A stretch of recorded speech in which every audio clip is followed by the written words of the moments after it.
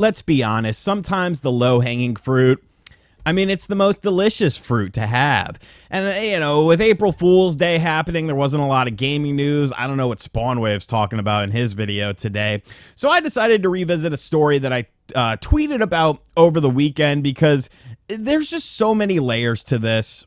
There's just so many ridiculous hypocrisies done by gaming's journalism people. And like I said, I wasn't going to be one of those people. But when incidences rise that, you know, pique my interest, I'm going to talk about them because IGN France is very mad at Stellar Blade. And I could give you one guess as to why, not like I predicted that websites would be upset with Stellar Blade's main character, Eve, although I did pin them for Kotaku and Polygon, not necessarily IGN France. But IGN France has essentially created a situation that kind of takes me back into history, you know, maybe 2002. When a lot of Americans were upset that France wasn't getting involved in something. So the dudes who drove like the big jacked up Ford F-150s with the American flag banner on the back of them stopped calling them French fries and started calling them freedom fries. Well, this is our Freedom Fries 2.0, folks. I don't know if that was like a worldwide thing. It was definitely a thing in North Carolina, though. But we're having our Freedom Fries 2.0 today. I want to see that trending on Twitter because IGN France is very mad at Stellar Blade because it's a woman. This is coming to us from Bounding into Comics. They did a nice write-up about it. Once again, I know this website, they kind of go on tangents about a lot of stuff. Some of the articles I don't agree with. This one I happen to agree with, so take it at face value. I really don't care. IGN France scrambles to backpedal after writing off Stellar Blade's protagonist Eve as a doll sexualized by someone who's never seen a woman. Oh, boy. Oh boy. So basically scrolling on down here, we got some stuff talking about it, but this was from a preview done on March 27th by IGN France by an individual named Ben Osalo. Ben, obviously short for Benjamin. We'll be talking about that in just a minute. And they had some interesting things to say about the game. The design of the game, in particular its character, highlights an obvious bias, wrote Osola. We'll say that.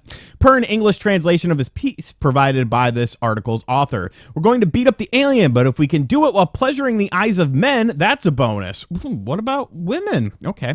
And the result really doesn't work, he continued. It's not new, and other games have made the choice to highlight the assets, punny, of their female characters, but where Bayonetta bears an iconic character or 2B from Nier Automata inspired it. Entire generation of cosplayers, Stellar Blade's Eve is just boring.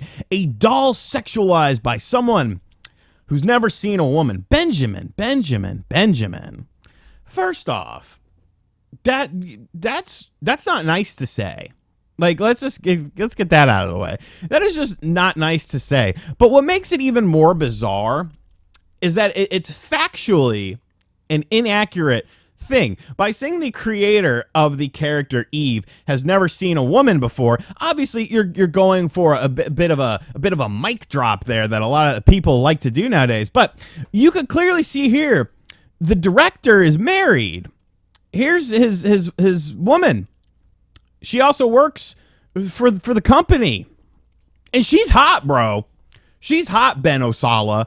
I'm sure you're not pulling a girl that looks this good. I'm gonna call a spade a spade. Like, that is a extremely attractive woman. But we're not necessarily talking about his wife here. You know, we're obviously talking about something bigger because it's, you know, the character Eve, you know, it's not based off his wife or anything like that. It's obviously based off of a doll that's been sexualized, as Ben said in his write-up here. You know, a man that's never seen a woman before. Well, is that indeed the case?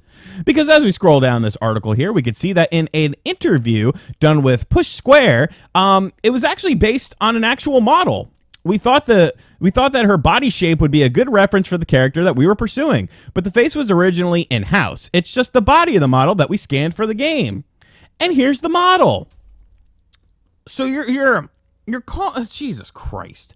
You know, this is what you have to do with people like this. You have to play their mental gymnastic games. So let's go one by one and play all of the mental gymnastic games here. First off, you're a man. You shouldn't be talking about women's bodies in such a way. Second off, that's mansplaining. Third off, you wrote this article during Women's History Month. You have the balls to write a negating article about women because you think that this is some sort of sex doll in your opinion? What about Susan B. Anthony? Amelia Earhart, she flew a lot of airplanes except for that one time when she didn't fly back. What about Cleopatra, Joan of Arc, Aphrodite? Like, there's tons of women in the world, and this is what you're focusing on Women's History Month. Shame on you, Benjamin. Shame on you.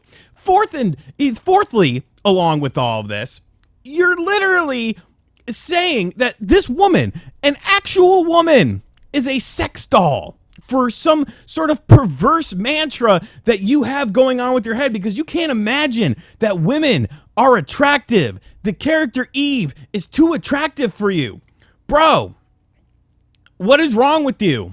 There are attractive women all over the world of all different races. White girls, black girls, Asian girls, Middle Eastern girls, Native American girls, Spanish girls, Brazilian girls, all over the world. Every country has hot chicks. Okay? And for you to be like, well, this is just an inaccurate representation. Who are you to say anything like that, Benjamin? Did you take a women's history course? Did you study the female anatomy and realize that the proportions are indirectly incorrect?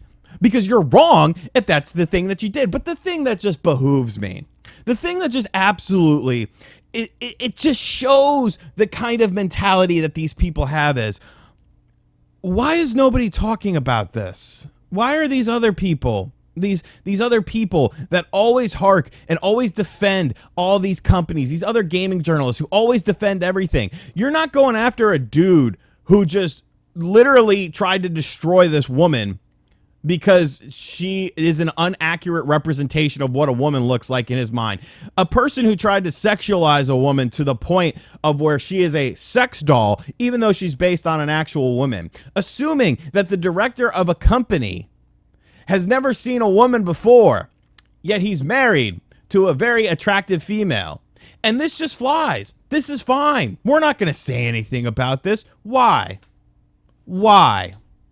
If it was the opposite way, if it was like this chick is too ugly, people would be all over this person.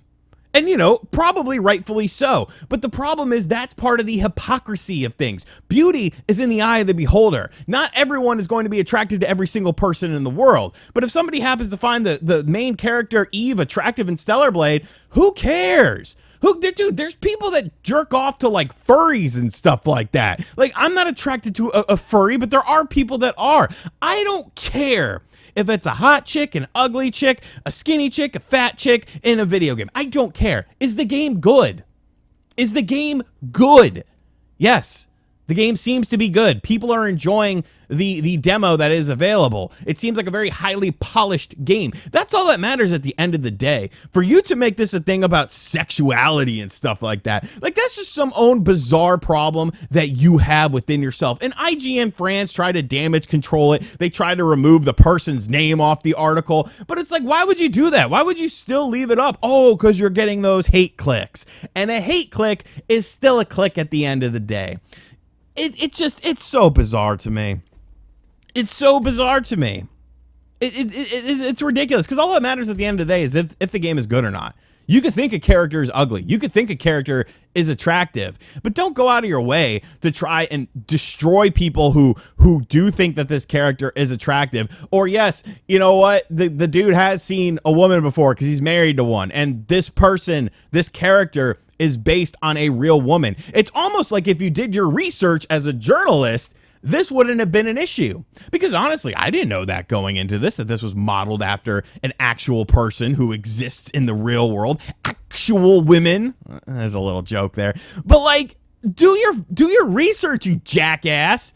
And why is nobody complaining about a dude saying all of this stuff?